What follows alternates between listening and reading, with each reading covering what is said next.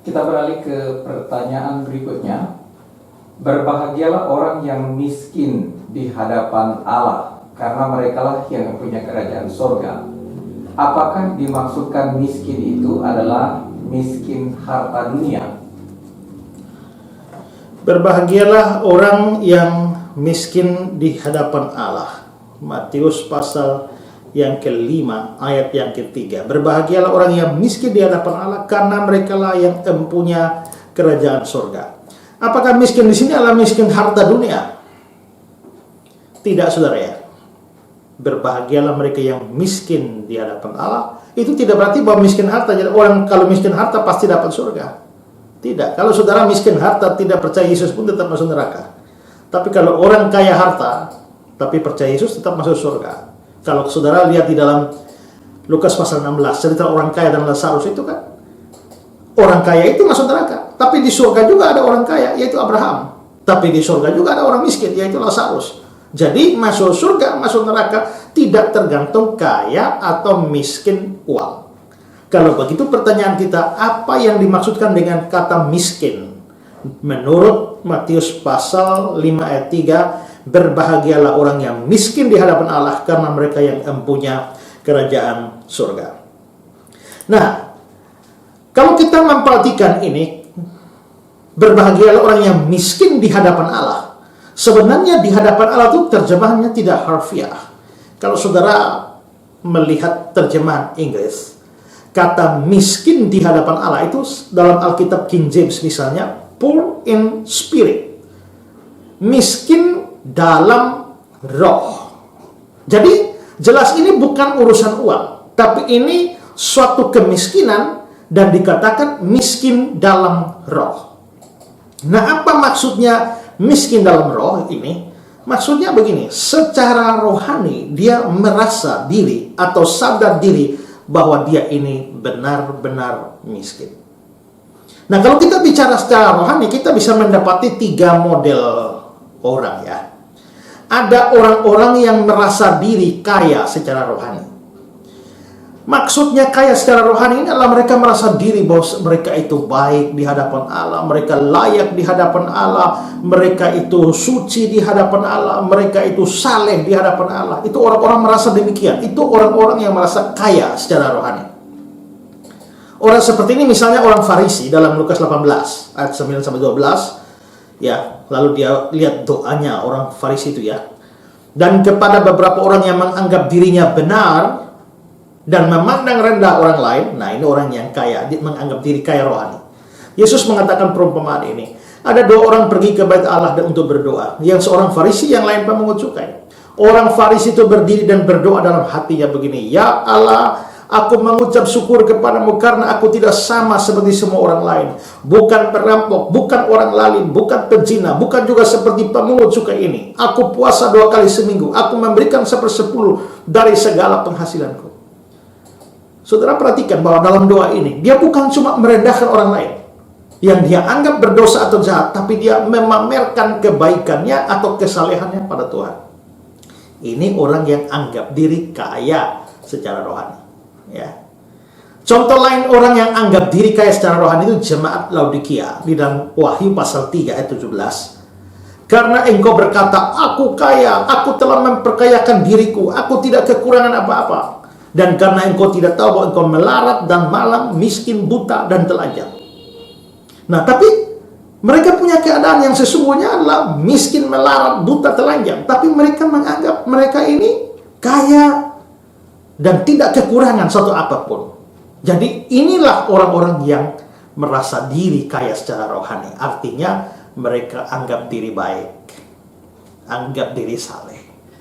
Itu jenis pertama. Jenis kedua adalah ada orang yang ya secara rohani tidak anggap diri kaya, tidak juga miskin. Jadi mereka ini ada di tengah-tengah. Ya, saya memang bukan orang baik, tapi saya juga bukan orang jahat. Saya memang tidak putih bersih, tapi saya juga tidak hitam legam. Nah, ini orang yang ada di tengah-tengah. Di dalam kata bahasa Yunani itu ada 2 kata yang sama-sama artinya miskin. Penikros dan tokos. Tapi penikros itu Beda dengan tokos. Kalau penikros itu miskin tapi tidak terlalu miskin. Kalau tokos itu betul-betul miskin habis-habisan. Nah, berbahagialah orang yang miskin di dalam roh. Itu Matius 5 ayat 3 itu pakai kata Yunani tokos. Nah, tapi ada orang yang tidak merasa diri tokos. Mereka ya penikros sajalah, miskin tapi tidak terlalu juga. Jadi tidak terlalu kaya, tidak terlalu miskin. Saudara, kalau saudara rasa diri saudara adalah orang baik, saudara merasa saudara kaya secara rohani. Kalau saudara rasa diri ya tidak suci-suci amat tapi lumayanlah, maka saudara adalah orang yang menganggap diri lumayan kaya. Saudara penikros. Nah, saudara, dua golongan ini itu dikatakan Matius 5 ayat 3, berbahagialah orang yang miskin di dalam roh. Yang tokos, jadi yang penikros tidak berbahagia, apalagi yang merasa diri kaya tidak berbahagia. Tapi Yesus bilang, berbahagialah orang yang miskin, tokos dalam roh, karena mereka yang punya kerajaan surga. Apa artinya miskin dalam roh? Artinya dia merasa bahwa dia ini orang berdosa. Dia merasa bahwa dia ini betul-betul hitam di hadapan Tuhan. Dia merasa bahwa hidupnya penuh dengan dosa saja. Ini orang yang merasa miskin secara rohani. Contoh orang seperti ini adalah Rasul Paulus. Dalam Roma pasal 7 ayat 18-19 dia bilang begini, sebab aku tahu bahwa di dalam aku, yaitu di dalam aku sebagai manusia, tidak ada sesuatu yang baik. Sebab kehendak memang ada di dalam aku, tapi bukan hal berbuat apa yang baik. Sebab bukan apa yang kukehendaki itu yang baik yang aku perbuat, melainkan apa yang tidak kukehendaki itu yang jahat yang aku perbuat. Dalam surat 1 Timotius pasal 1 ayat 15 dikatakan, perkataan ini benar dan patut diterima sepenuhnya. Kristus Yesus datang ke dunia untuk menyelamatkan orang berdosa, dan di antara mereka akulah yang paling berdosa.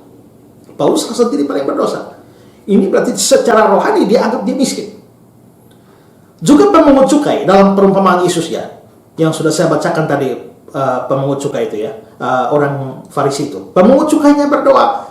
Dia berdiri jauh-jauh, bahkan dia tidak berani menengadah ke langit, melainkan dia memukul diri dan berkata, ya Allah, kasihanilah aku orang berdosa ini.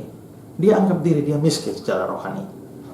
Juga anak bungsu dalam cerita anak yang terhilang itu, setelah dia berdosa, dia kembali kepada bapaknya. Waktu bertemu dengan bapaknya, dia bilang, aku telah berdosa terhadap surga dan terhadap Bapa. Aku tidak layak lagi disebutkan anak Bapa. Nah, ini orang-orang yang merasa diri miskin secara rohani. Matius 5 ayat 3 bilang, berbahagialah orang yang miskin dalam roh, karena mereka yang punya kerajaan surga. Kenapa kok miskin secara rohani kok bisa punya kerajaan surga? Karena begini, kalau saya ini rasa diri saya orang baik, kaya, saya akan berpikir bahwa saya bisa masuk surga dengan saya berbuat baik. Tapi kalau saya rasa diri saya ini miskin, betul-betul miskin secara rohani, tidak ada kebaikan satupun dalam diri saya tentu tidak bisa mengandalkan perbuatan baik untuk bisa menyelamatkan diri saya. Karena saya tidak punya apa-apa. Sehingga untuk bisa masuk ke dalam kerajaan Allah, saya hanya butuh belas kasihan Tuhan. Saya perlu mengemis kepala Tuhan supaya menyelamatkan saya, karena saya tidak punya sesuatu di dalam diri saya untuk bisa diandalkan menyelamatkan saya.